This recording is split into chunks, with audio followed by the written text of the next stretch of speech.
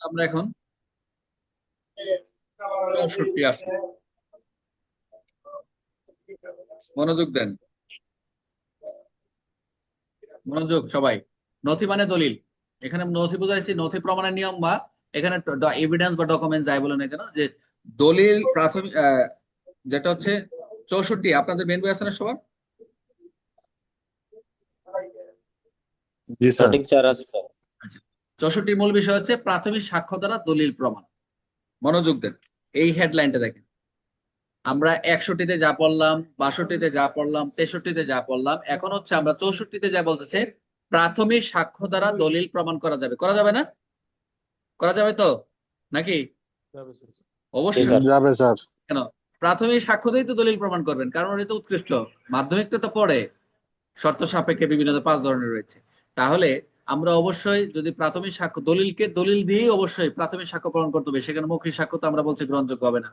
এখানে নীতি হচ্ছে এই এই আইনের এবং এই ধারার নীতি হচ্ছে, সাধারণ নীতি হচ্ছে কি, আদালতে দলিলের বিষয়বস্তু দলিল দাখিল করা, যেখানে যেখানে যতটুকু সম্ভব, সেখানে অন্য যদি সম্ভব না হয় দলিল, সেখানে অন্য কোনো উপায় অবলম্বন করা। সেটা হচ্ছে আমরা কি দেখলাম, সেটা হচ্ছে মাধ্যমিক বা সেকেন্ডারি বা গণস্বাক্ষর মাধ্যমে আমরা দেখলাম।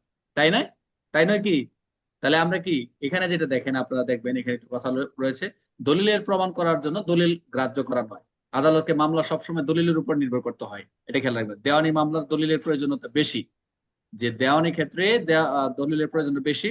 যে পক্ষ দলিলের উপর নির্ভর করেন সেই পক্ষকে দলিলের আদালতে দেখা, মানে যে পক্ষ বলতেছে যে, যে পক্ষ দলিলের নির্ভর করতেছে, যে পক্ষটা আমরা দলিলের উপর নির্ভর করি, তাহলে সেই পক্ষকেই আদালতের দলিল দাখিল করতে হয়। কারণ হচ্ছে আমি প্রুভ করতেছি দলিল দিতে, দলিল আপনাকে দাখিল করতে হবে।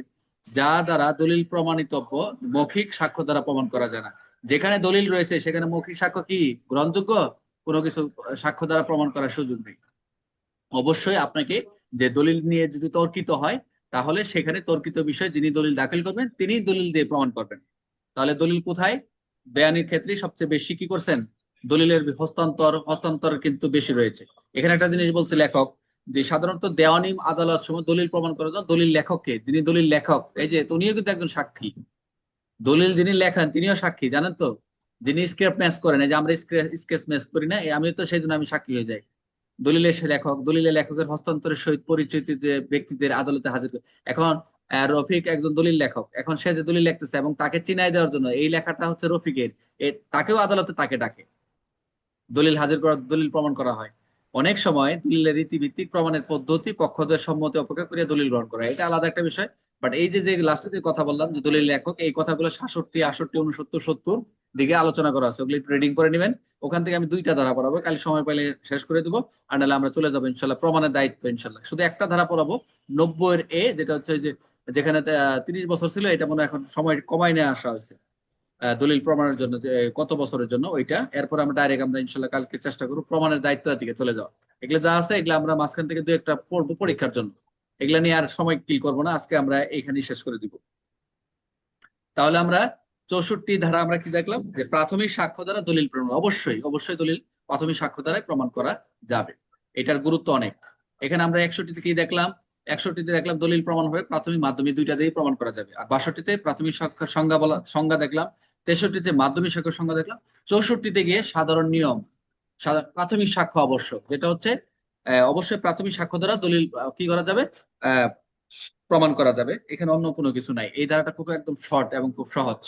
তাহলে আমরা আমরা 66, 65-তে যাইতে পারি কিনা দেখি, 65 আছে কিনা। 64 সাধারণ নিয়ম, মানে একটা ইয়ের কথা বলা হয়েছে। মূল বক্তব্য হচ্ছে অবশ্যই প্রাথমিক সাক্ষ্য দ্বারা প্রমাণ করতে হবে। মূল দলিল যাই হোক না কেন, অবশ্যই আপনাকে প্রাথমিক সাক্ষ্য দ্বারা প্রমাণ করতে হবে। এটা কিন্তু একটা বেস্ট এভিডেন্স, আপনি জানেন তো? এটা উৎকৃষ্ট বেস্ট এভিডেন্স, জানেন তো আমরা যেটা জি স্যার। বললাম? হ্যাঁ অবশ্যই। অবশ্যই। এগুলো এখানে আর কিছু আছে দেখা দরকার নাই, যে 64, 65 এগুলো এখানে দরকার নাই, এগুলো ইম্পর্টেন্ট না। এগুলো একটু পড়ে নিবেন। মূল দলিল উপস্থিত থাকলে কি করা যাবে না? গণস্বাক্ষর গণস্বাক্ষর দরকার গ্রহণ আছে? করা যাবে না। গণস্বাক্ষর করা যাবে না। Good, thank you very much. এই ছিল আমাদের 64।